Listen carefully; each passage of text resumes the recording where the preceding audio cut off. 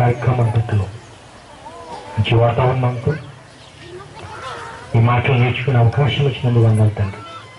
జరగబోతుంది ఈ కార్యక్రమంలో కూడా మీ సహాయాన్ని మాకు అనుగ్రహించమని వేడుకుంటూ వినబడుచున్న మాటల్లోని పరమార్థాన్ని అర్థం చేసుకుని మనసును ఇక్కడున్న మా అందరికీ ప్రసాదించమని యేసునామమున ఈ ప్రార్థన అడిగి వేడుచున్నాం మా పరమ తండ్రి. ఆమేన్. ఏర్పాటు చేయబడిన ఈ కార్యక్రమంలో రెండవ భాగంగా మనుషులు పెట్టే శాపాలు తగులుతాయా? బైబిల్లో ఒక ప్రాముఖ్యమైన సందర్భాన్ని ఈ పాఠం ద్వారా మనం నేర్చుకుంటాము. ఇక్కడ ఉన్న మనందరికీ చాలా అవసరమైన పాఠం ఇది. క్రైస్తవులుగా కొన్ని విషయాల్లో మనం అజ్ఞానంగా ప్రవర్తిస్తూ ఉంటాం. మూఢనమ్మకాలు, అజ్ఞానపు మాటలు, అజ్ఞానపు పనులు, ఇవి చాలామంది క్రైస్తవుల్లో ఉంటారు. వాస్తవానికి క్రైస్తవుడు అంటే ప్రపంచానికే జ్ఞానాన్ని నేర్పించేవాడు, భూమిని తలకిందులు చేయవారు అంటారు బైబిల్ ఓపెన్ యూనివర్సిటీ. ప్రపంచానికి మనం జ్ఞానం నేర్పించాలి, ప్రపంచం చేత మనం నేర్చుకోకూడదు. అలాంటి అజ్ఞానపు మాటలు, అజ్ఞానపు పనులు మన నుంచి పోవాలని ఒక విజ్ఞానపు పాఠమే మనుషులు పెట్టే శాపాలు తగులుతాయి. తక్కువ టైం చెప్తాను, ఎందుకంటే ఇది అసలు చెప్పుకునే టైం కాదు, తిని రెస్ట్ తీసుకునే టైం కదా. ఇప్పుడు మిమ్మల్ని ఇబ్బంది పెట్టను, తక్కువ టైంలో అర్థమయ్యే విధంగా చెప్తాను. ఎవరు నిరసించిపోకుండా నిరాశపడకండి. ఒకరోజు ఒక గంట భోజనం లేట్ అయినంత మాత్రాన నష్టమే కాదు కదా. యేసుక్రీస్తు వారు భక్తులు రోజులే భోజనం లేకుండా ఉన్నారు, దాంతో పోల్చుకుంటే ఇది పెద్ద లెక్క కాదు కదా. కాబట్టి భోజనం ఎక్కువైనా నీరసం వచ్చేది, నిద్ర వచ్చేది మొత్తం కదా. అలాగని భోజనం లేట్ అయినా కూడా నిద్ర వచ్చేది తెలుసా. లేట్ అయింది కాబట్టి వచ్చే అవకాశం ఉంది కాబట్టి మీరు నిద్రపోకుండా శ్రద్ధగా వింటే నిద్ర రాదు. నేను మీరు నిద్రపుచ్చే మాటలు చెప్పను, ఉలిక్కిపడి లేచే మాటలు చెప్తాను ఈ పాఠంలో. కాబట్టి నిద్రపోకండి. నిద్రపోతున్న వాళ్ళు లాస్ట్లో సిగ్గుపడతారు, ఎందుకంటే ఒక రెఫరెన్స్ చూపిస్తారు దానికి సంబంధించి. అందుకే ముందు చెప్తున్న తర్వాత మమ్మల్ని సిగ్గుపరిచారు అని ఫీల్ అవ్వకుండా వినని వాళ్ళు కూడా ఫీల్ అయ్యే ఒక మాట చెప్పి చూపిస్తారు. ముందే మెలకు చేస్తాను, ఎందుకంటే నన్ను తిట్టుకోకండి. కాబట్టి శ్రద్ధగా వినండి. మనుషులు పెట్టే శాపాలు తగులుతాయి. శాపం అనగా చాలామంది శపిస్తుంటారు. పక్కింటోడు శత్రువు అయినా, లేదంటే మనం ఆయన శత్రువు అయినా చాలామంది శపిస్తుంటారు. ఇది నాశనం అయిపోను గాక, అవునా, ఇది సర్వనాశనం అయిపోను గాక, పిల్లలైతే అది ఫెయిల్ అయిపోను గాక, పెద్దోళ్ళు అయితే రకరకాల శాపనార్థాలు పడుతుంటారు. మనల్ని ఎంతమంది తిట్టుంటారో మనం చాలా మందికి పెట్టుంటాం, అవునా. ఇప్పటి వరకు మనల్ని చాలా మంది పెట్టారు, మనం చాలా మందికి పెట్టాం. అది ఎప్పుడు కాలు చేయబడిపోతాడు, ఆడు ఎప్పుడు కాటికెళ్ళిపోతాడు, నీ బూడిద ఎత్తిపోయా తిడతారు సరే. అక్కడ ఈ బూడి దగ్గర తిడతారు, తిట్టరు. మరి నీ బుగ్గు ఎత్తిపోయా అంటారు, అవునా, తిడతారా? ఆ మాటకి అర్థం ఏంటి? కొంతమందికి అర్థం తెలియకపోయి తిట్టేస్తారనుకోండి. బుగ్గు ఎత్తిపోయా, బూడిద ఎత్తిపోయి అంటే మనిషి చచ్చిపోయిన తర్వాత కట్టెలతో కాలుస్తారు కదా శ్మశానాన్ని తీసుకెళ్ళి, అప్పుడు బూడిద అయిపోతాడు.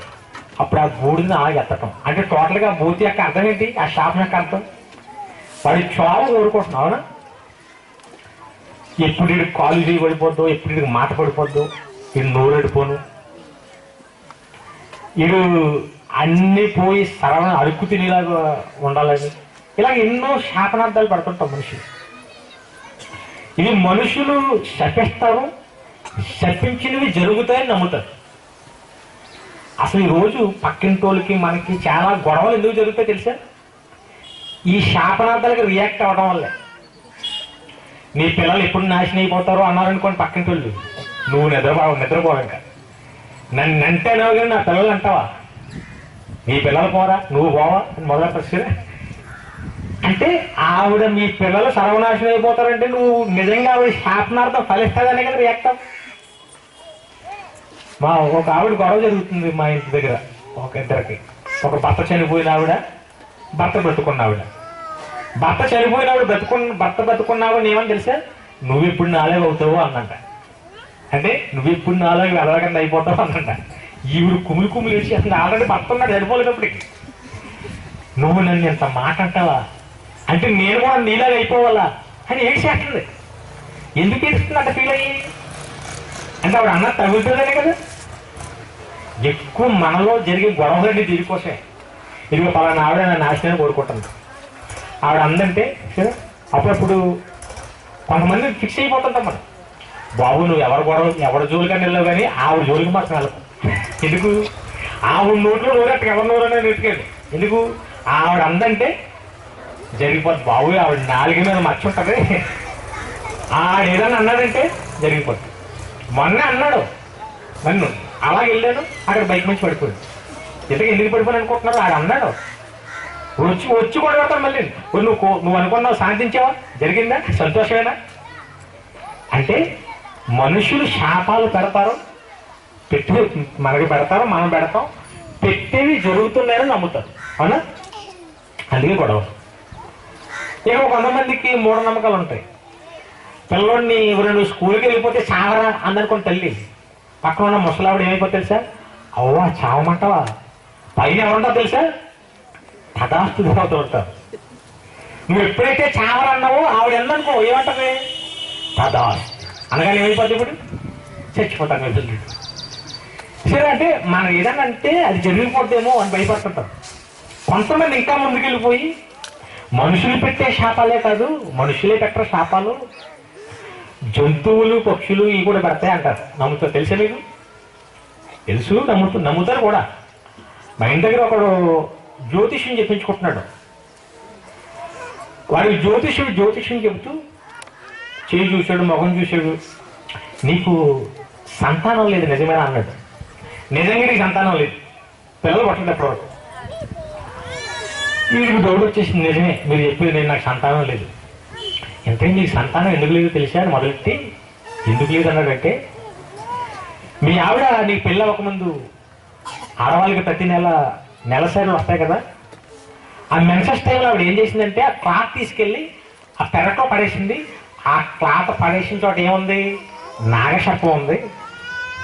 ఇప్పుడు ఈ క్లాత్ ఎప్పుడైతే దాని మీద పడిందో దానికి చిరాకు వచ్చింది. వెంటనే అది ఏం చేసింది తెలుసా, శపించిందంట. ఏమని, ఈవిడికి పిల్లలు పుట్టకూడదు, నాగదోషం అంటారు అంటే కదా, సర్పదోషం, కాలదోషం, నాగదోషం అంటారు. అంటే ఇప్పుడు ఈ పిల్లలు పుట్టకపోవడానికి కారణం ఏంటి, సర్పం శపించింది. ఇప్పుడు నువ్వు 1116 నాకు ఇస్తే ఆ శాపం నుంచి విముక్తి చేస్తారు. చాలా మంది విముక్తులు చేయించుకుంటారు. నా ఫ్రెండ్ ఒకరికి పెళ్ళి అవుతుంది సమ్మర్లోనే, ఎండాకాలం. అసలు వర్షం రాకూడదు, వచ్చేసింది. ఆ రోజు విపరీతంగా వర్షం కురిచేసింది. చాలా మంది అని ఏమన్నా తెలుసా, నువ్వు కప్పల్ని ఎక్కువ చంపుకుంటావు, ఆ కప్పలన్నీ ఏం చేసేది నీకు శాపం పెట్టి అందుకే వర్షం వచ్చింది. అంటే మనుషులే కాదు, శాపాలు ఎవరు కూడా పెడతారంట, కప్పలు, జంతువులు, పాములు, పక్షులు, ఇలా ఎన్నో నమ్ముతుంటాం మనం. ఇదిగో ఆవిడ నా ప్రాణం, మేమంటేనే ఏడుపు ఆవిడికి. వాళ్ళు ఎప్పుడు మా కోసం ఏడుస్తారు, అందుకే మేము రోజుకి ఎలా అయిపోతున్నాం. మా జీవితం పడి ఏడుస్తుంటారు, మేమంటే వారలేరు. వాళ్ళు ఎప్పుడు మా కోసం, మా పిల్లల కోసం ఏడుస్తుంటారు, అందుకే మా పరిస్థితి ఎలా ఉంది అని మనుషుల మీద నిజలు వేస్తుంటాం. అదే పాఠం పెట్టాం. నిజంగా మనుషులు పెట్టే శాపాలు తగులుతాయా? బైబిల్ ప్రతిదానికి సమాధానం చెప్తుంది. ఇది చెప్పలేదు బైబిల్ అంటాక ఏమీ లేదు. బైబిల్ దగ్గర ఉన్న గొప్ప విషయం మనం చదవం, కానీ బైబిల్లో అన్ని విషయాలు ఉంటాయి. అస్సలు ఇది లేదు అనడానికి ఎవరో సరిపడు. నువ్వేది మాట్లాడు బైబిల్ ఉంటుంది. ఇప్పుడు ఆలోచిద్దాం, బైబిల్ దీనికి ఏం చెప్పింది అసలు? శాపాలు ఉంటాయా, తగులుతాయా, మనుషులు పెడితే తగులుతాయా, ఆడి అన్నందుకే మనం ఎలా అయిపోతున్నామా, నిజంగా జంతువులు పెడతాయా శాపాలు? అసలు శాపాలు ఉన్నాయా చూద్దాం ఫస్ట్ బైబిల్లో. ఆదికాండం చూడండి ఒకసారి, తొందరగా వెళ్ళిపోతాం. ఆదికాండం 3వ అధ్యాయం 14వ వచనం. ఆదికాండం 3వ అధ్యాయం 14వ వచనం. అందుకు దేవుడైన యెహోవా సర్పముతో నీవు దీన్ని చేసినందున పశువులన్నిటిలోను భూజంతువులన్నిటిలోను నీవు శపింపబడిన దానివై నీ కడుపుతో ప్రాకుచు నీవు బ్రతుకు దినముల నీవు మన్ను తిందువు. దేవుడు ఏం చేస్తున్నాడు ఇక్కడ? నీవు కడుపుతో ప్రాకుచు శపింపబడిన దానివై అన్నాడు. అవునా? పాముని శపించాడు ఎవరు? అందరూ చెప్పండి. దేవుడు. ఎందుకు శపించాడు? ఆదాము అవ్వ తప్పు చేయడానికి, ఆ తప్పుని చేయించడానికే శాతాను వాడుకున్న ఒక వస్తువు ఎవరు? పాము. మిగతా జీవరాశులు ఎవరు దానికి అవకాశం ఇవ్వకుండా అది ఇచ్చిందని దాన్ని శపించాడు పాముని. దీన్ని బట్టి మనకి ఏమర్థమవుతుంది? శాపాలు ఉన్నాయా లేవా? ఏమంటే శాపాలు ఉన్నాయా? దైవమయంలో పడిపోయారు. ఇప్పుడు ఉన్నాం కదా, పాముని ఎవరు శపించారు? అసలు శాపాలు ఉన్నాయా? ఉన్నాయి. దేవుడే శపిస్తున్నాడు. అవునా? అందులో అంత అనుమానం పడాల్సిందే ఉంది. ఆ కింద చూడండి, 15 వచ్చింది, 16 వచ్చింది. పాముని శపించేసి అయిపోయింది. ఆయన స్త్రీతో నీ ప్రయాసమును నీ గర్భవేదనను నేను మిక్కిలి హెచ్చించదును, వేదనతో పిల్లలకందు నీ భర్తేడలు నీకు వాంఛ కలుగును, అతడు నిన్ను ఏలును. ఎవరు శపించాడు? మరలా స్త్రీని, లేడీస్. వేదంతో పిల్లలకంటావు శాపం. గర్భవేదన పెరిగిపోద్ది శాపం. నీ పిల్లలు నీ మాట్లాడరు శాపం. నీ భర్త ఎడలో వాంఛ కలిగి ఉంటావు. అంతేనా? భర్త ఎడలో ఎప్పుడు వాంఛ కలిగి ఉంటారు స్త్రీలందరూ. భర్త ఫుల్గా తాగి వచ్చాడు, రోజు తాగి వస్తాడు, ఏం చేస్తే పడిపోయాడు, ఏం చేస్తుంది స్త్రీ? వాంఛ కలిగింది కానీ మరి ఏం చేస్తే స్నానం చేయించి అన్నం పెట్టించి పొరగబడుతుంది. అవునా? వాడు అంత చేసిన ఎందుకు తిరగబడదు? ఎప్పుడు నన్ను కొట్టేసి ఉడకబడుతుందా? అసలు లోపడే చేస్తుంది పాపం. అదే మగవాడైతే భార్య ఫుల్గా తాగి వచ్చేస్తాను, రోజుని పడిపోతాను అనుకోండి, తూలుతూ వచ్చి పడిపోతుంది అనుకోండి, శుభ్రంగా స్నానం చేయించి భోజనం చేసి పెట్టి పడుకోబెడతాడా? వెంటనే మీ అమ్మ నాకు ఫోన్ చేస్తున్నా, నాకు తీసుకుపోతాను నిన్ను. అంతే కదా? భర్త ఎవడో వచ్చుకోవద్దండి. స్త్రీకి ఆ లక్షణం. ఎప్పుడు నువ్వు పురుషుడు అధికారంలో ఉంటావు, పురుషుడిని నీ ఏళ్తాడు. మహిళా సంఘాలు చూసినప్పుడు ఇదే గుర్తొస్తున్నాడు. మహిళా సంఘాలు ఎప్పుడు పోరాడుతుంటున్నారు, చిన్నప్పటి నుంచి పోరాడుతున్నారు. ఏమని? పురుషుడితో స్త్రీకి సమాన పాలు ఇచ్చేయాలి అనా? ఇప్పటికైనా ఉందా? అవలేదు. అప్పుడు నేను అనుకుంటాను, పాపలు బైబిల్ చదివితే సరిపోతును, దేవుడు శపించాడు, సమానం రాదు. భర్త అనడమే పురుష ఆధిక్యత. అలాగని బైబిల్ పురుషాధిక్యత కోసం మాట్లాడి అనుకోకండి, ఏదో సమానం అని చెప్పింది ఆత్మీయంగా. ఇక్కడ మనం మాట్లాడుకుంటున్నది ఏంటంటే, స్త్రీని సర్పాన్ని దేవుడు ఏం చేశాడు? శపించాడు. ఆ తర్వాత కూడా చూడండి కింద 17 వచ్చిన ఆయన ఆదాముతో నీవు నీ భార్య మాట విని తినవద్దని నేను నీకు ఆజ్ఞాపించిన వృక్ష ఫలములు తింటివి గనుక నీ నిమిత్తము దేని శపించాడు? ఆదామును బట్టి నేలను శపించాడు. గచ్చ పొదలు, ముళ్ళ పొదలు, ఇవన్నీ. నేను నీకు ఈజీగా పంట వచ్చేయకూడదు, చెమట పట్టాలి, కష్టపడి చేయాలి నువ్వు. భూమిని శపించాడు. ఆ తర్వాత ఆదామును కూడా శపించాడు. చూడండి, ఆ తర్వాత కొంచెం చేయండి. ప్రయాసంతోనే నీవు బ్రతుకు దినములనే దాని పంట తిందువు, అది ముండ్ల తొక్కలను గచ్చ పొదలు నీకు మొలిపించును, పొలములోని పంట తిందువు, నీవు నేలకు తిరిగి చేరు వరకు నీ ముఖము చెమట కార్చి ఆహారం తిందువు. ఏలైనగా నేల నుండి నువ్వు తీయబడితే కనుక నీవు మట్టిలో కలిసిపోతావు, చావు. ఎప్పుడు చెమట కష్టపడితేనే కదా నీకు తిండి రాదు. ఇదంతా శాపం. అవునా? ఎవరిచ్చిన శాపం? దేవుడు మనుషులకి, భూమికి, పక్షికి, జంతువుకి ఇచ్చిన శాపం ఇది. అంటే శాపాలు ఉన్నాయి కన్ఫామ్. అవునా? ఎవరిచ్చిన శాపాలు? దేవుడు ఇచ్చాడు. దేవుడు పెట్టిన శాపం తగిలిందా? తగిలింది కదా. అలా పాము పాగుతుంది, భూమి నేల శపించబడిందని మనకు తెలుసు. పురుషుడు, స్త్రీలు అన్నీ జరిగాయి. అంటే శాపాలు ఉన్నాయి, జరుగుతున్నాయి, శపించిన తగులుతున్నాయి. ఎవరు శపిస్తే తగిలాయి? దేవుడు శపిస్తే తగిలాయి. ఇప్పుడు మన పాఠం ఏంటి? మనుషులు పెట్టే శాపాలు తగులుతాయని పెట్టాను నేను. దేవుడు పెట్టే శాపాలు తగులుతాయని కాదు, దేవుడు శాపాలు పెడతాడో తగులుతాయి కన్ఫర్మ్. ఇప్పుడు మనుషులు పెట్టే వెంటనే తగులుతాయో తగలవా, అది పాఠం. ఇప్పుడు ఆలోచిద్దాం, ఎవరైనా మనుషులు పెట్టారా బైబిల్లో, వాళ్ళు పెట్టినవి తగిలాయా లేదా? సమూయేలు మొదటి గ్రంథం ఒకసారి చూడండి, మనుషులు పెట్టారు ఇక్కడ శాపం. 17వ అధ్యాయం 43 వచ్చింది. సమూయేలు మొదటి గ్రంథం 17వ అధ్యాయం 43 వచ్చింది. ఫిలిష్తీయుడు నువ్వు తీసుకున్నావండి, ఈ సమూయేలు కొంచెం దొరకదు కొంతమంది, అందుకంటే మత్తయి సువార్త ప్రకటన గ్రంథం అంటే దొరికితే తప్ప ఆదికాండం అది అందరూ తీసుకోండి. ఎందుకంటే పేపర్ సౌండ్స్ వస్తున్నాయి, పేపర్ సౌండ్స్ వస్తే నేను వెళ్ళను ఎవరికి, అది మా ఇంటి దగ్గర ఉన్న సంఘములకు తెలుసు. ఏం చేస్తారంటే కొంతమంది పుస్తకాల పేర్లు చదవక ఓ తిరగేస్తుంటారు. నహో ఏమన్నా అనుకోండి, నా నా నా అనుకోండి, చాలా బర్రా పడతారు. అది పాతన మందో తెలియదు, కొత్తన మందో తెలియదు, అది ఏంటి కొత్తగా ఏంటంటే కొత్తగా చెప్పినట్టు అనుకుంటారు. తీసి జరగబోయేటప్పటికి ఇంకేం చేస్తారంటే పక్కన చదివేస్తుంటాడు. దేవుడైన యెహోవా అని మొదలెట్టాడు అనుకోండి, ఇది తీర్చలేదు దొరకలేదు కదా, ఇప్పుడు ఏం చేస్తారు తెలుసా, ఎక్కడైతే కీర్తన కన్నా ఆగిపోయాడు ఇంతకి, ఆ బర్రానికి కీర్తన వచ్చింది, ఇప్పుడు కీర్తనలు అలా ఫిక్స్ అయ్యి చూసేస్తుంటాడు. ఎందుకు చదువుతుంది ఏంటి, నహోము అన్నాం, ఇదేం చెప్తున్నాడు కీర్తనలు. మోసం, వాడిని అన్నీ మోసం చేసుకుంటుంది. అందుకే అందరూ తీసిన తర్వాత చదివేస్తాను, పాత నిబంధన ముఖ్యంగా. ఈ ప్రాబ్లం ఉంటుందని జాన్సన్ గారు ఏం చేశారు మన కోసం, పాఠం. నేను మా సంఘంలో ప్రతి ఆదివారం నేను వాక్యం చెప్పే ముందు ఆ పాట పాటిస్తాను, ప్రతి వారం అదే జాతీయ గీతం లాగా. ఎందుకంటే అది విండి ఏమవుతుంది, పుస్తకాల పేర్లు గుర్తుండిపోతాయి. అంటే ఇంతకు ముందు నాకు గుర్తుండే కాదు, సమూయేలు అనగానే మొత్తం లిస్ట్ వచ్చేది. ఆదికాండం, ద్వితీయ ఉపదేశకాండం, యెహోషువ, న్యాయాధిపతులు, రూతు, వచ్చేది సార్ లింక్ అది మాట. ఇప్పుడు చదవండి 17:43. ఫిలిష్తీయుడు అని ఎవరు, ఇక్కడ ఎవరో తెలియాలి. ఫిలిష్తీయుడు అంటే ఇశ్రాయేలు ప్రజలకు వ్యతిరేకంగా యుద్ధం చేయడానికి ఇశ్రాయేలు ప్రజల మీదకి వచ్చిన ఫిలిష్తీయుల్లో ఒక ఆజానుభావుడు, బలసూరుడు ఎవరు, గొలియాతు. తెలుసు కదా మీకు చరిత్ర, సంఘాలు ఎట్టుంటారు. గొలియాతు చాలా బలవంతుడు, ఇతను పొడవతను, బాగా కండల వీరుడు. ఇతను చూసి సౌలు రాజు ఇంకా చాలా మంది సైనికులు గొప్ప అంటే పారిపోతున్నారు, భయపడిపోయి దోకున్నారు, అంత బలవంతుడు ఇతను.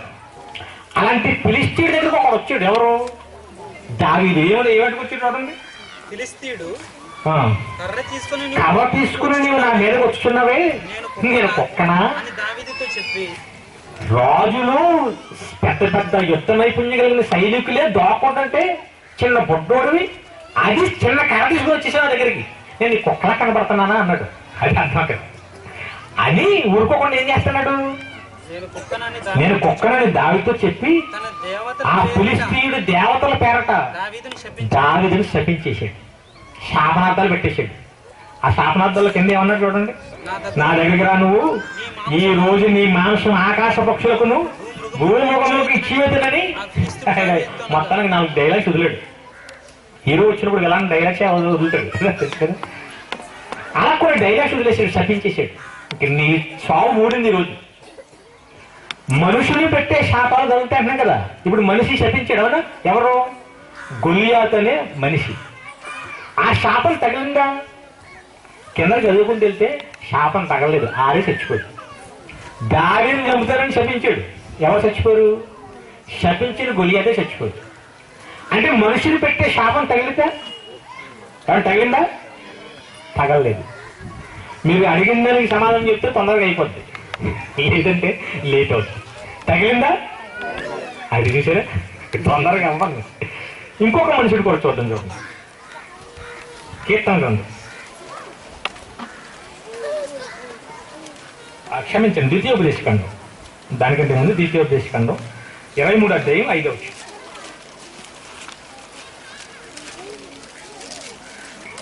ద్వితీయోపదేశకాండం 23వ అధ్యాయం 5వ వచనం.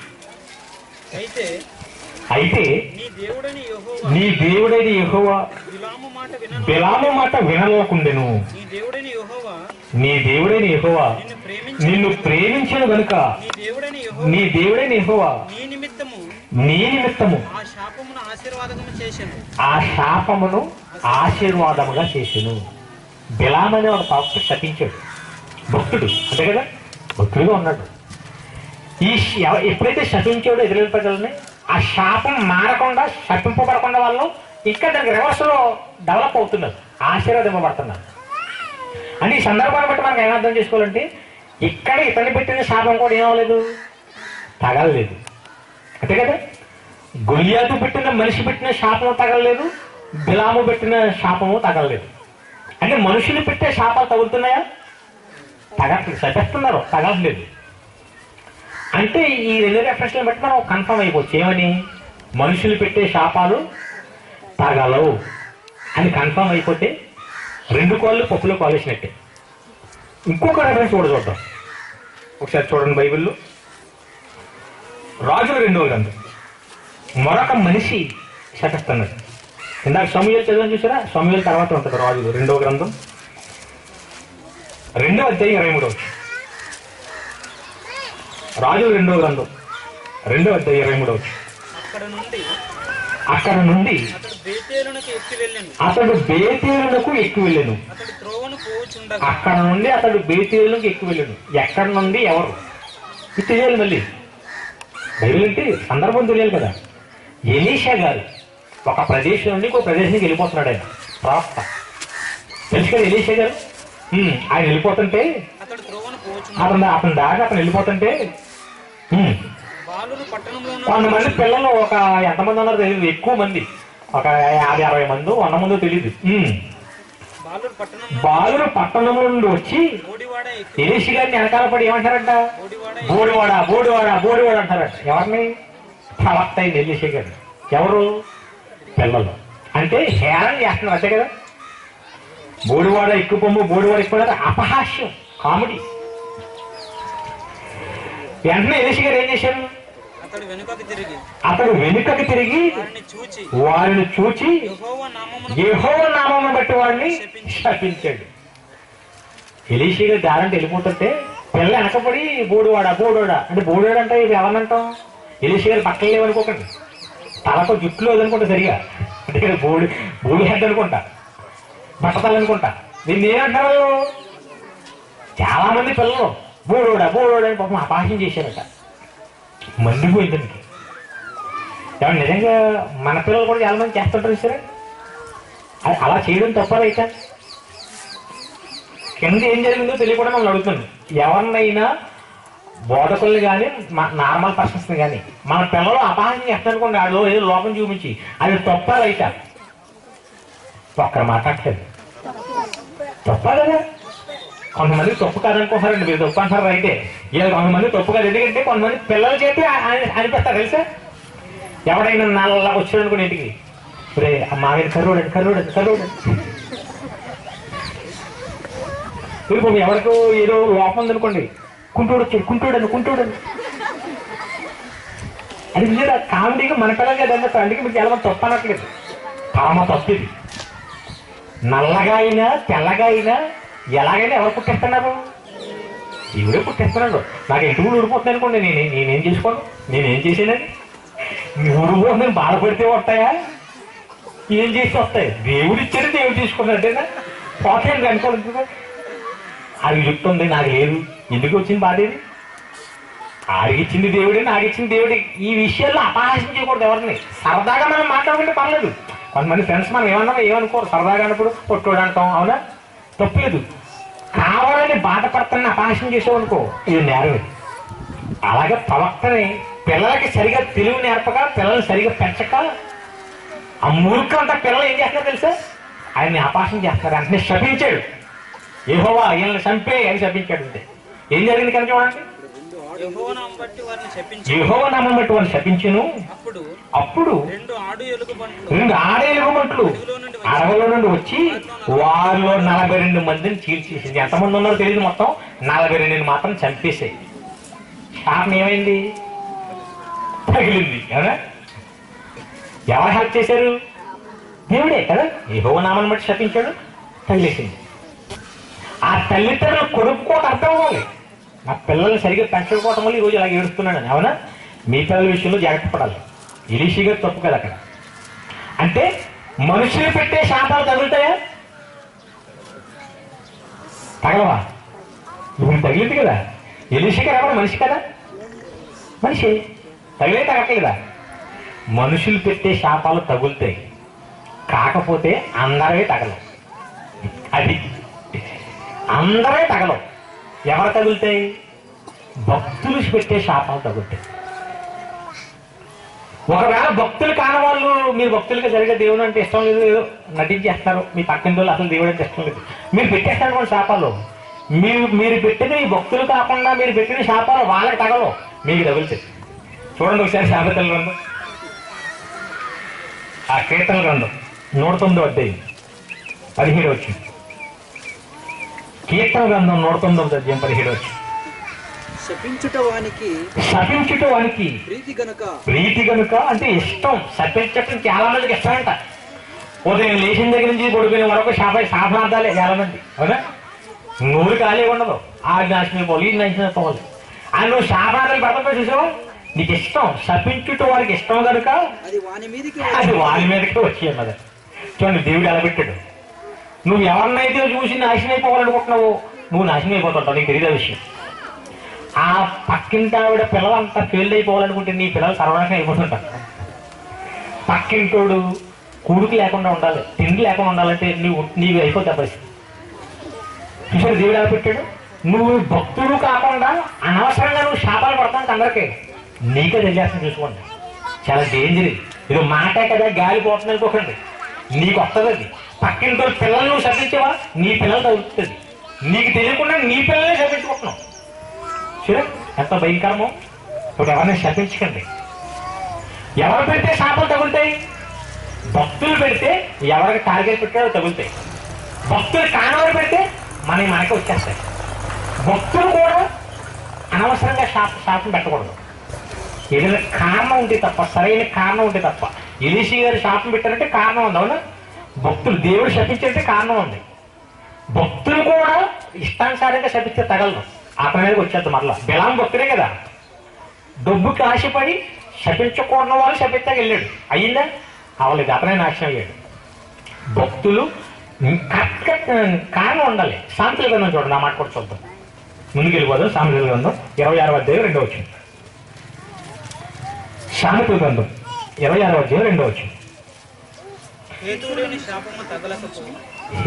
లేని శాపము అంటే కింద మాట చదివాడు, టైం లేదు కాబట్టి. హేతువు లేని శాపము తగలకపోవును. హేతు అంటే సరైన కారణం. సరైన కారణం లేకుండా భక్తుడు పెట్టి ఏమవుతుంటది? తగలదు. పిడి సుందరరావు చాలా మంది భాషలు శపించేశారు. నేను చచ్చిపోవాలని, నువ్వు వెళ్ళిపోవాలని. తగలే? తగలవు. అది కారణం ఉండాలి. ఆడ అసలు భక్తుడే కాదు. అంటే భక్తులు పెట్టే శాపాలు కారణం ఉంటే, ఇది సరైన భక్తుడైతే దేవుడు దాన్ని సమ్మతిస్తే ఫలిస్తాయి. భక్తుడు కారణం ఎవరు శపించినా అది నీకే కొట్టేద్దొచ్చి. చూడండి ఎంత ప్రమాదం. భక్తులు పెట్టినా ఎందుకు ఫలిస్తున్నాయి? భక్తులు పెట్టే శాపాలు దేవుడు అనుమతిస్తున్నాడు కాబట్టి, అవునా? దేవుడు అనుమతించాలి మనం శపించామంటే. అది కూడా చూద్దాం. యెషయా గ్రంథం 44వ అధ్యాయం 26వ వచనం. యెషయా గ్రంథం 44వ అధ్యాయం 26వ వచనం. నేనే నా సేవకుల మాటను ఏం చేస్తాను? రూఢిపరుస్తాను. ఎలీషా గారు అడిగారు, ఈ బాలునందరిని నాశనం చేశాను. దేవుడు ఏం చేశాడు? తదాస్తు అన్నాడు. తదాస్తు అనేది ఆయన, దేవత కాదు. రూఢిపరిచాడు. అంటే ఎక్కడ వరకు మనం నేర్చుకున్న ఈ పాఠంలో ఒక క్లారిటీ మనకు వచ్చేసింది. మనుషులు పెట్టే శాపాలు తగులుతాయా? తగులుతాయి. ఎవరివి? ఆ మనుషులు భక్తులై ఉండాలి. భక్తులు కానివారు పెడితే తగలవు, తిరిగి కుట్టేస్తే వచ్చి. భక్తులు పెట్టేవైనా సరైన కారణం ఉండాలి. ఎవరు అనుమతించాలి? దేవుడు అనుమతించాలి, అవునా? ఇక్కడ వరకు ఒక క్లారిటీ వచ్చింది. అసలు ఈ పాఠం పెట్టడానికి అసలు కారణం ఉంటుందండి, అది ఇప్పుడు టెస్ట్. ఇంతవరకు మనకు ఒక క్లారిటీ ఉంది. మనకు చాలా మందికి తెలిసిన విషయాలు ఇవన్నీ. క్రైస్తవులకి ఈ పాఠం మనకి చాలా అవసరం ఉంది కదా. భక్తులు పెట్టే శాపాలు తగులితే దేవుడు అనుమతిస్తాడు అని నువ్వు ఫిక్స్ అయితే నమ్ముతున్నారు కదా అందరూ. భక్తులు పెట్టే శాపాలు తగులుతాయి కదా. ఇప్పుడు ఈ పాఠాన్ని బట్టి ఒక అద్భుతమైన విషయాన్ని మనం నేర్చుకోబోతున్నాం. ఒక్క 15 నిమిషాల్లో చెప్పి ముగించాలి. ఏంటి నేర్చుకోబోతున్నాం? ఏంటి గొప్ప విషయం అంటే భక్తులు కొన్ని శాపాలు పెట్టారు. బైబిల్లో ఉన్న భక్తులు కొన్ని శాపాలు పెట్టారు. ఎవరికి పెట్టారు? ప్రపంచ మనుషులు అందరి మీద, మన మీద కూడా పెట్టారు. ఏంటో ఆ శాపాలు ఏం పెట్టారో కొన్ని చూద్దాం, ముగించుకుందాం. మొదటగా అపోస్తులైన పౌలు గారు భక్తుడా కాదా? ఏమన్నా అపోస్తులైన పౌలు గారు భక్తుడా? నెంబర్ 1 భక్తుడు, దేవుడికి చాలా ఇష్టమైన భక్తుడు, బైబిల్లో ఎక్కువ పత్రికలు రాశాడు. ఇతను ఏదైనా శాపం పెడితే తగులుతారా? తగలదా? చెప్పాలి అందరూ. పౌలు గారు శపిస్తే ఆ శాపం తగులుతుందా? తగలదా? తగులుతుందని మీరు నమ్ముకుంటే ఒక్కసారి బైబిల్లో ఏం శాపం పెట్టాడో ఒకసారి చూద్దాం. చూడండి, కొరింథీయులకు రాసిన మొదటి పత్రిక 16:22. క్రైస్తవులుగా మీ అందరూ చూడాలి ప్రతిదీ. కొరింథీయులకు రాసిన మొదటి పత్రిక 16:22. ఎవడైనను ప్రభువును ప్రేమింపకుంటే వాడు శపింపబడును గాక. ఎవరిచ్చారు శాపం? ఇది పౌలు గారు, భక్తుడు. తగులుతుందా? తగులుతుంది. ఎవడైనానంటే ఎవరు? అప్పుడు పుట్టిన వారైనా, ఇప్పుడు వారైనా, పుట్టుకొస్తున్న వారైనా, ఎవడైనా, మనిషిగా పుట్టిన ఎవడైనా దేవుణ్ణి ప్రేమించకపోతే ఎవడంట? శాపగ్రస్తుడు. ఇందులో న్యాయం ఉందా? దేవుడు దీన్ని అనుమతించడానికి ఇందులో హేతు ఉందా? సరైన కారణం ఉందా? 100% ఉంది. అన్యాయపు శాపం కాదు ఇది, న్యాయమైన శాపం. దేవుణ్ణి మనం ప్రేమిస్తున్నామా, ప్రేమించట్లేదా? చాలా మంది ఈ ప్రశ్న అడిగామనుకోండి ఏం చెప్తారు? ముఖ్యంగా ఇక్కడ ఉన్న వాళ్ళు అడిగితే ఏం చెప్తారు? ఇప్పుడు నేను దేవుడిని ప్రేమించకపోవటం ఏంటి? నేను దేవుడిని ప్రేమిస్తాను, చర్చికి వెళ్తున్నాను, బాప్తిసం తీసుకున్నాను, క్రిస్మస్కి నేనే రైస్ వేసుకుంటాను, క్రిస్మస్కి చికెన్ వేసుకుంటాను. నేను అప్పుడప్పుడు స్పాన్సర్స్ ఇస్తాను సార్, సాంబార్ నేనే పెట్టుకున్నాను క్రిస్మస్కి. చర్చిలో ఫ్యాన్ ఇచ్చాను నేనే, కుర్చీలు ఇచ్చాను. వేరే దేవుడు నేను పూజించాను. సంవత్సరానికి వెళ్ళినా 2 సంవత్సరాలకి వెళ్ళినా చర్చికి వెళ్తాను తప్ప వేరే దేవుడి దగ్గరికి వెళ్ళను. ఇప్పుడు ఎలా కూడా వెళ్తాను తప్ప. నా పెళ్ళి క్రైస్తవ మ్యారేజ్. దేవుడు నేను ప్రేమించకపోవడం ఏంటి? నేను మా పిల్లల్ని నేను చర్చికి పంపుతాను. ఇలా కొంతమంది ప్రేమిస్తామని బెమ్మలో ఉండిపోయారు. ప్రేమించడం అంటే ఏంటి తెలుసా? యేసుక్రీస్తు చెప్పారు, తన తల్లినైనను, తండ్రినైనను, పిల్లలనైనను, ఆఖరికి తన ప్రాణము కంటే ఎక్కువగా నన్ను ప్రేమించిన వాడు నాకు పాత్రుడు కాదు. ప్రేమ అంటే అది. నీ పిల్లల కంటే, నీ భార్య భర్త కంటే, చివరికి నీకంటే ఎక్కువ స్థానం ఆయనకి ఇవ్వాలి. అది ప్రేమ. ఇచ్చారా మీరు అలాగే? అసలు ఇస్తే ఇక్కడికి ఇంతకీ ఎందుకు వస్తారు? అదే కదా. హాస్పిటల్ ఏదో రోగం వచ్చిందనుకోండి, అర్జెంట్గా హాస్పిటల్కి వెళ్ళిపోతారు. ఆవిడ లేట్ చేయరు. సెమినార్ అంటే, వాక్యం అంటే వెళ్దాంలే, పార్లమానుడు వెళ్దాం, ఈ వాక్యం చెప్పాక వెళ్దాంలే, అందరూ వచ్చాక వెళ్దాంలే. ఇదే దేవుడు ప్రేమించటం. ప్రేమ లేదు. నీ కోసం నువ్వు ఎంత ఖర్చు పెడుతున్నావు, దేవునికి ఎంత ఖర్చు పెడుతున్నావు? నీకు ఎక్కువ ఖర్చు పెట్టుకుంటున్నావా, దేవునికి ఎక్కువ ఖర్చు పెట్టుకుంటున్నావా? నీ పిల్లల కోసం, నీ కుటుంబం కోసం ఎంత ఆలోచిస్తున్నావు, దేవుని కోసం ఎంత ఆలోచిస్తున్నావు? ఇది ప్రేమ అంటే. బాబు నాకంటే మీ పిల్లల్ని ఎక్కువ ప్రేమించాలా అంటే న్యాయం అది. అసలు నీ పిల్లల్ని ఇచ్చింది, నీ భార్యని భర్తని బ్రతికించింది, ఇప్పుడు బ్రతికింపజేస్తుంది. నీకు ఇంకా ప్రాణం ఉందంటే ఎవరు కారణం? నువ్వు తిట్టిన ప్రకృతి, అనుభవిస్తున్న ప్రకృతి ఆయనే పెట్టాడు. నీ పిల్లల్ని ఆయన ఇచ్చాడు, నీ భర్తను ఆయన ఇచ్చాడు, నిన్ను ఆయనే కలిగించాడు, నీ శరీరం ఆయన ఇచ్చాడు. అన్ని ఇచ్చిన ఆయన మానేసి ఇంకెవరికి ఇష్టపడ మరస్తాను? అసలు నీకు కూడా ఇచ్చుకోకూడదు. నువ్వే ఆయన సొత్తువి, ఆయన ఇచ్చిన వాడివి. అలాగే ఇస్తున్నారా మీరు? ఇదే అన్యాయం. అందుకే శపించాడు. దేవుడి తప్ప మీరు ఎవరికి మొదటి స్థానం ఇవ్వకూడదు. దేవుడు ఇచ్చిన వాళ్ళంతా. మీ నాన్న మీకు చెప్పులు కూడా ఇచ్చాడు అనుకోండి, నాన్నకి థ్యాంక్స్ చెప్తావా, చెప్పులకి దండం పెడతావా? సరే ఆలోచించండి. అబ్బా ఎంత మంచి చెప్పులు రోజు దండ పెడుతున్నాను, సిగ్గు కూడా ఉన్నది. మీ నాన్న బాధపడతాడు. ఇప్పుడు నేను కష్టపడి డబ్బులు సంపాదించి చెప్పులు ఇస్తే చెప్పులు పెట్టుకుని దండ పెడుతున్నా గన్మానేసి. పిల్లలైనా, ఆస్తులైనా, నువ్వైనా దేవుడు ఇచ్చిన తర్వాత వచ్చాయి. కాబట్టి మొదటి స్థానం ఆయనకి ఇచ్చేయి. లేకపోతే ఆయన ఒప్పుకోడక. శాపగ్రస్తుడు నువ్వు. పౌలు గారి శాపం న్యాయం ఉందా? ఆలోచించండి. ఇప్పుడు ఈ శాపం ఎంతమంది మీద ఉందో. ఇందాక ఏదో శాపాల కోసం మనం ఎవరి కోసం అనుకుంటున్నారు. ఇప్పుడు మన మీద పడిన శాపం వచ్చి, ఎవడైనా దేవుడిని ప్రేమించకుంటే శాపగ్రస్తుడు. దేవుడి కంటే ఎక్కువ స్థానం ఎవరికి ఇచ్చినా నువ్వు శాపగ్రస్తుడే. ఫలిస్తారు కదా ఇది. చూడండి ఎంతమంది మీద ఉందో అంతమంది మీద లేదు. మరొక భక్తుడు మరొక శాపం ఇచ్చాడు, అది కూడా చూద్దాం. ఇర్మియా భక్తుడు మొదట్లో ఒక వాగ్దానం ఇచ్చానండి, తిప్పుకోకండి, మీకోసం చెప్తానండి, అయ్యే వస్తాను. ఇప్పుడు ఇర్మియా గ్రంథం 11వ అధ్యాయం 3వ వచనం. ఇర్మియా గ్రంథం 11వ అధ్యాయం 3వ వచనం. ఇశ్రాయేలు దేవుడైన యెహోవా సెలవిచ్చినదేమనగా, ఇశ్రాయేలీ దేవుడైన యెహోవా సెలవిచ్చినదేమనగా, ఈ నిబంధన వాక్యములను విననొల్లనివాడు. సరే, అందరూ తీసుకోవాలని అనిపించినట్టు పేపర్ షోస్ వచ్చాయి, తీసుకోండి, తప్పులేదు. తీసుకోకుండా అలాగే ఉంచేసారా, దేవుడు మిమ్మల్ని శపించును కాదు. నేను ఇస్తాను శాపాలు గురించి. చదవండి ఇప్పుడు. ఇశ్రాయేలు దేవుడైన యెహోవా సెలవిచ్చినదేమనగా, ఇశ్రాయేలు దేవుడైన యెహోవా సెలవిచ్చింది ఏమనగా, ఈ నిబంధన వాక్యములను విననొల్లని వాడు శాపగ్రస్తుడు. ఎవరు శాపగ్రస్తుడు ఇక్కడ? నిబంధన దేవుని మాటలు చెబుతున్నప్పుడు విననవాడు ఎవడంట? శాపగ్రస్తుడు. ఎవరిచ్చాడు ఇది? భక్తుడు ఇచ్చాడు. తగులుతుందా? సమ్మతిస్తాడా? న్యాయం ఉందా? న్యాయం ఉంది. మీరు ఇక్కడికి ఎందుకు వచ్చారు అసలు? ఇక్కడికి రావడానికి కాన్సెప్ట్ ఏంటి? ఏదో భోజనం వండాలని వచ్చాం అంటారా? కాదు కదా. ఎందుకు వచ్చారు? అసలు భోజనాలు పెట్టింది వాక్యం కోసం. అవునా? వాక్యం వినడానికి వస్తారు చాలా మంది. ఇక్కడ వచ్చాక రకరకాల రాజకీయాలు, చెప్పిన వాక్యం వినరు. ఆ ఒక గ్రూప్ రాజకీయం నడుతుంటుంది పక్కన. ఒకడు అలా పోనట్టు వెళ్ళిపోతుంటాడు, ఒకడు అలా తిరుగుతుంటాడు, ఒక నిద్రపోతుంటాడు. వచ్చిందేమో దేవుడిని మాట్లాడినావు, వచ్చే గౌరవించి ఇక్కడికి వచ్చి వినవు. మరి నిన్ను శపించొద్దా? దేవుని మాటలు దొరకడమే కష్టం. ఎంతో మంది త్యాగాలు చేసి తమ డబ్బులు ఖర్చు పెట్టి చెప్తున్నారు. ఈ మాటలు మన దగ్గర రావడానికి ఎంతో మంది ప్రాణం పెట్టారు తెలుసా? జైల్లో ఉన్న వాళ్ళు ఒకరు, దీవుల్లో పడేసిన వాళ్ళు ఒకరు, చచ్చిపోయిన వాళ్ళు ఒకరు. వాళ్ళంత కష్టపడి ఈ మాటలు తెస్తే ఆ మాటలు మళ్ళీ ఎంతో పరిశీలన చేసి జయశాలి గారు మన దగ్గరికి పట్టుకొస్తే వాటికి మళ్ళీ మేము ఇక్కడ ఉన్న వాళ్ళు డబ్బులు ఖర్చు పెట్టి చెప్పేస్తుంటే వచ్చి ఎదురుపోతావా? వచ్చి సోది వేసేపోతావా? శాపం ఇది. చూసారు ఎంత సైలెంట్ అయిపోయారు ఇప్పుడు? ఎవరిచ్చారు ఈ శాపం? ఇర్మియా గారు ఇచ్చారు. దేవుని మాటలు చెబుతున్నప్పుడు నువ్వు అశ్రద్ధగా ఉన్నావా, వినలేదా, నువ్వు శాపగ్రస్తుడు. అదే ఇర్మియా గారు ఇంకో శాపం కూడా ఇచ్చారు చూడండి బైబిల్లో. అది ఇర్మియా గారు 48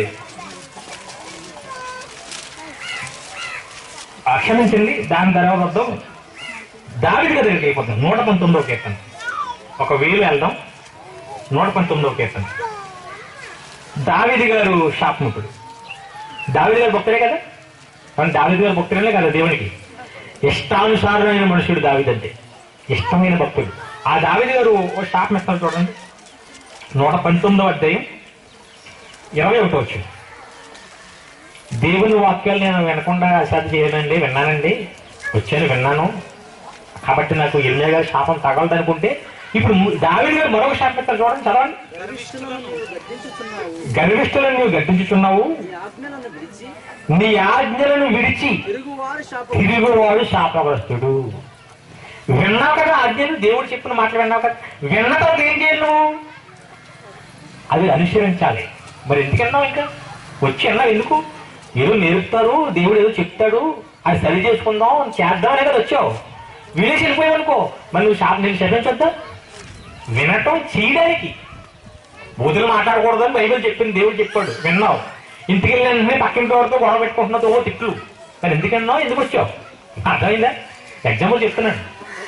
అంటే దేవుడి మాటలు వినటం కాదు, విన్న తర్వాత ఏం చేయాలి? పాటించాలి. సినిమా చూస్తాం అనుకోండి, చూస్తాం వింటాం, అది పాటించడం అవసరం లేదు. అవునా?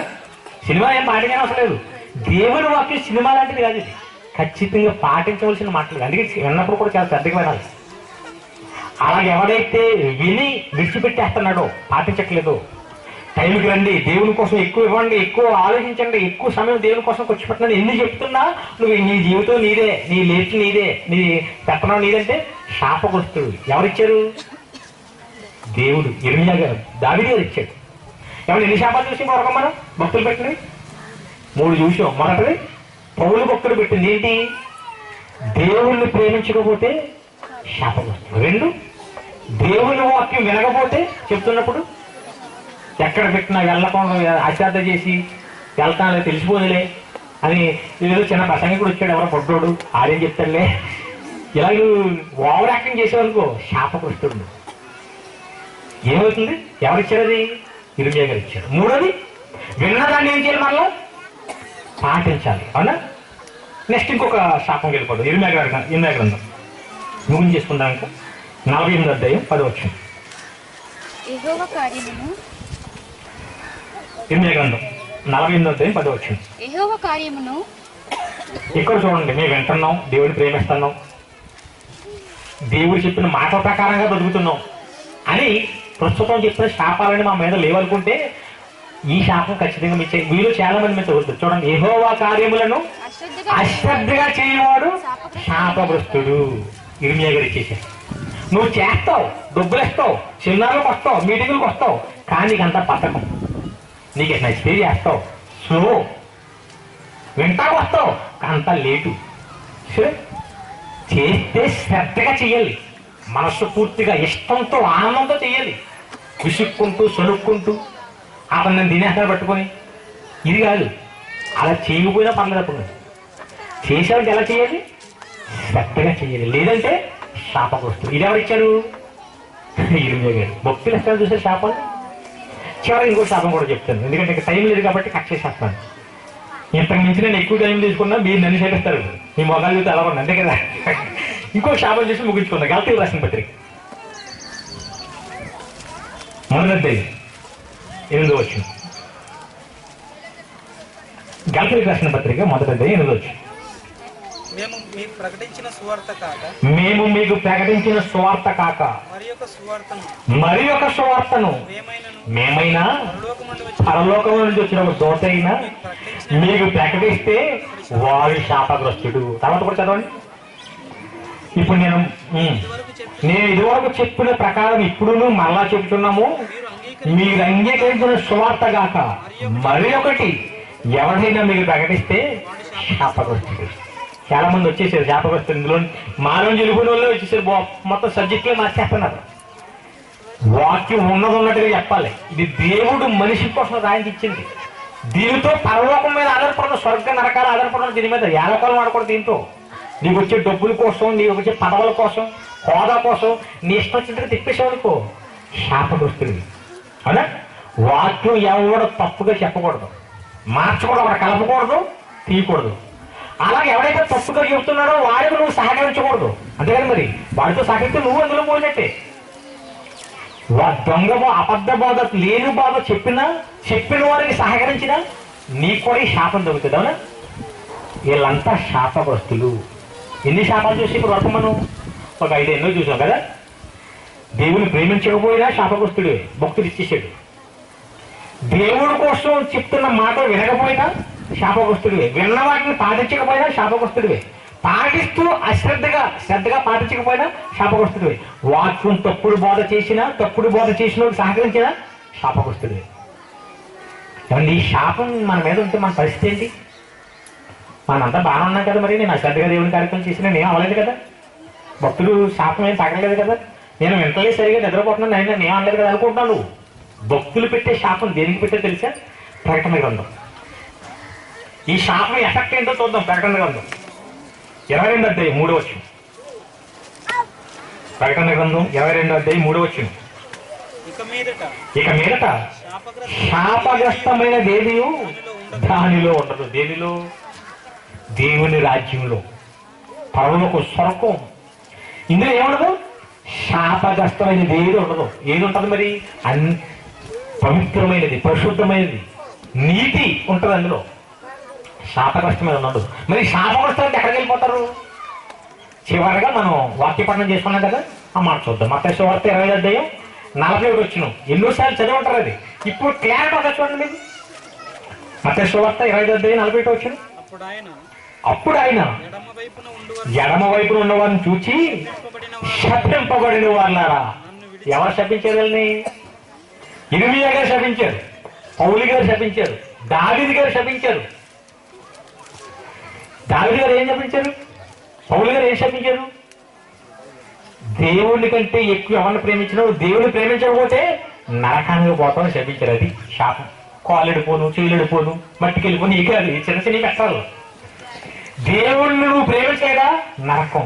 దాన్ని యేసుక్రీస్తు కన్ఫర్మ్ చేస్తున్నారు లాస్ట్ వచ్చి. పౌలు గారు శపించారు కదా. ఇదిగో ఆ రోజు అంటున్నారట, అదేంటి ప్రభా, నేను దేవుని ప్రేమించాను, నేను రైస్ కట్లు ఇచ్చాను, నేను క్రిస్మస్ డబ్బులు ఇచ్చాను, చర్చికి వెళ్ళాను, మీ క్రైస్తవ మ్యారేజ్ చేసుకున్నాను అంటావు అక్కడ. ఆయన ఏమంటాడు? మీరు అసలు ఎవరో నాకు తెలియదు, శపింపబడిన వాళ్ళ అసలు మీరు ఎవరో నాకు తెలియదు.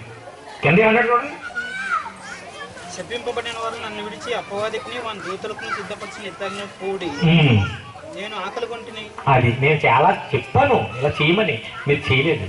అశ్రద్ధగా చేశారు కొంతమంది. వెళ్ళిపోండి. అదే బాబా నేను బైబుల్ ఓపెన్ యూనివర్సిటీకి వచ్చాను, సెమినార్లకు వచ్చాను, కుర్చీలు వేసాను. నువ్వు వేసావు, ఏడుస్తూ వేసావు. కదా అశ్రద్ధ అంతా నీకు. భక్తి లేదు, ఏదో ఎవడో పెడుతున్నాడని బలవంత పెడుతున్నాడని చేసావు. నీకు కూడా ఉండదు. బాబు నేను చాలా మీటింగ్స్కి వెళ్ళాను బాబు. మీటింగ్కి వెళ్తే విన్నావా? నిద్రపోయావు. నీకు లేదు. దేవుడు చాలా పెర్ఫెక్ట్ కోరుకుంటాడు, నెంబర్ 1 క్వాలిటీ కోరుకుంటాడు, ఏది బద్దలు కోరుకోడు. అవునా? ఈ భక్తులందరూ ఇచ్చిన శాపాలు ఏం చేస్తాడు యేసుక్రీస్తువారు? శపింపబడిన వాళ్ళరా, దేవుని కంటే మిమ్మల్ని ప్రేమించుకున్న వాళ్ళరా, దేవుడి మాటలు చెప్తుంటే విననాల వాళ్ళరా, దేవుడి మాటలు విని కూడా చేయడం వాళ్ళరా, చేస్తున్నా అశ్రద్ధగా చేస్తున్న వాళ్ళరా, వాక్యాన్ని తప్పుడుగా ప్రకటించిన వాళ్ళరా, తప్పుడుగా ప్రకటిస్తున్న వాళ్ళు సహకరించిన వాళ్ళరా, మీరంతా ఎక్కడికి వెళ్ళిపోండి? అపవాదికి మొదటి పాఠంలో చెప్పారు కదా, వారి దూతలకు సిద్ధపరచని కదా, మీరు కూడా అక్కడికే పోండి. అక్కడ మార్కులు మీరు. మనం ఇది ఆలోచించకుండా మా పెక్కింటి ఆవిడ శపించేసిందని దానికోసం బాధపడతాం. అసలు శాపం వదిలేసావు. ఆవిడ శపించింది నీకేం తగలదు, ఆవిడకి తగులుతుంది. అవునా? మీ ఊర్లో ఎవరిని శపించినా ఏమి తగలదు. తగిలేని మాత్రం పక్కన పెట్టాం. ఈ శాపాలు తీసుకోవాలంటే ఎలాగ మన మీద ఉన్నాయని ఇప్పుడు మారు మనసు పొంది ఎప్పుడైనా మళ్ళా క్షమాపణ అడిగి ఎక్కడి నుంచైనా దేవుని ఎక్కువ ప్రేమించండి. ఎక్కడి నుంచైనా దేవుని వాక్యం కోసం ఆరాటపడండి. విన్న వాటిని అనుసరించండి, శ్రద్ధగా చేయండి, వాక్యాన్ని మలచకండి, తప్పుగా బోధించకండి. నీకు శాపం పోద్ది. అర్థమైందా? ఈ శాపాలు పోవాలి మన మీద. ఈ శాపాలు ఉంటే పరలోకం వెళ్ళం. మనం ఎంత భక్తులుగా నటించినా దేవుడు యాక్సెప్ట్ చేయడు. నిర్దాక్షిణంగా నువ్వు ఎవడో నాకు తెలియదు అంటాడంతే. నువ్వు ఎందులో ఉన్నా సరే నువ్వు ఎవడో నాకు తెలియదు అంటాడు. మనుషులు పెడుతుంటే వాటి కోసం పట్టించుకోకండి. ఎవరు నిజంగా మనుషులు పెట్టే శాపాలు తగలో వాళ్ళకే పోతాయి అనుకుంటే మీరు గొడవలు పెట్టుకుంటారు. ఎవరితోనైనా ఎవరితో గొడవ పెట్టుకో. అందుకే ఇసుకిస్తూరేమని చెప్తాను, మిమ్మల్ని ఎవరైనా శపిస్తే మీరు ఏం చేయమన్నాడు? దీవించండి. నువ్వు నాశనం అయిపోగాక ఎవరో మీ పక్కింటి ఎవరు ఈ పాట అంటారు, మీరు ఏమనాలి? నువ్వు ఆయురాగ్యాలతో ఒత్తిళ్లుగా కనాలి. వెంటనే మైండ్ బ్లాక్ అయిపోయి వెళ్ళిపోతాడు. అందుకే ఇంకెప్పుడు నేనేమన్నా నీ పిల్లలు నాశనం అయిపోగా అనుకోండి. నువ్వేమన్నా తెలుసా? నీ పిల్లలు మంచి స్థితిలో ఉండను గాక. ఏమంటారు ఇప్పుడు? ఏమంటారట? వాళ్ళకి తగలనప్పుడు నువ్వెందుకు ఫీల్ అయిపోతావు? తిరిగి వాళ్ళని దీవించేయి. అంతేనా? ఉంచుకో, దీవించేయి. తగిలే శాపాల కోసం మాత్రం నువ్వు జాగ్రత్త పడు. ఇంతకు మించి ఎక్కువ మాట్లాడితే 100% శపిస్తారు. మీరు శపించిన తగలవు కానీ ముగించేస్తాను. కొలిమోసుకోండి. పర్లోకం ఉందండి మా కన్న తండ్రి. మనుషులుగా అజ్ఞానంతో ప్రపంచమంతా కొట్టుకున్న పరిస్థితుల్లో ప్రతి విషయంలోనూ మాకు జ్ఞానాన్ని నేర్పించారు. మనుషులు పెట్టే చిన్న చిన్న విషయాల కోసం బాధపడిపోయి గొడవ పెట్టుకుని ఆలోచిస్తున్న మేము అసలు విషయాలు పక్కన పెట్టిన పరిస్థితుల్లో మీ పని చేయకపోతే, చేసిన అశ్రద్ధగా చేస్తే, మిమ్మల్ని ప్రేమించకపోతే మీకు నచ్చదని, ఇది భక్తులు కూడా నచ్చదని, వాళ్ళే మా మీద విరుచుకుపడ్డారని దాన్ని మీరు సమ్మతిస్తున్నారని మేము ఎన్నో విషయాలు నేర్చుకున్నాం. రోజు రోజుకి ఎన్ని పాఠాలు విన్నా మేము ఇంకా మారకపోతే భయంకరమైన చావులకు మేము వెళ్ళిపోతాం, ఆ తర్వాత నరకానికి వెళ్ళిపోతామని ఎన్నో విషయాలు నేర్చుకుంటున్నాం. మాకు శ్రద్ధగా నేర్పిస్తున్నందుకు మీకు వందలు తండ్రి. అంటే మహాజ్ఞానాన్ని పరిశీలనగా మాకు వివరించిన సున్నరావు గారికి మంచి ఆరోగ్యాన్ని ఆయుష్ని దయచేయమని, ఈ మాటలు వినడానికి వచ్చి కూర్చున్న పిల్లలందరినీ జ్ఞాపకం చేసుకోమని, దీనికోసం కష్టపడిన రామచంద్ర గారిని, వారి సంఘాన్ని, అదే ఇక్కడికి వచ్చిన పెద్దలను, బాధకులను ప్రతి ఒక్కరిని జ్ఞాపకం చేసుకోమని, వారి కష్టానికి ప్రతిఫలాన్ని దయచేయమని వేడుకుంటూ, మీ చిత్తమైతే సాయంత్రం జరుగుతున్న సభలో కూడా అద్భుతమైన విషయాలు నేర్పించమని వేడుకుంటూ యేసు నామమున ఈ ప్రార్థన అడిగి వేడుచున్నాం మా పరమ తండ్రి. ఆమేన్. అందరికీ వందనాలు.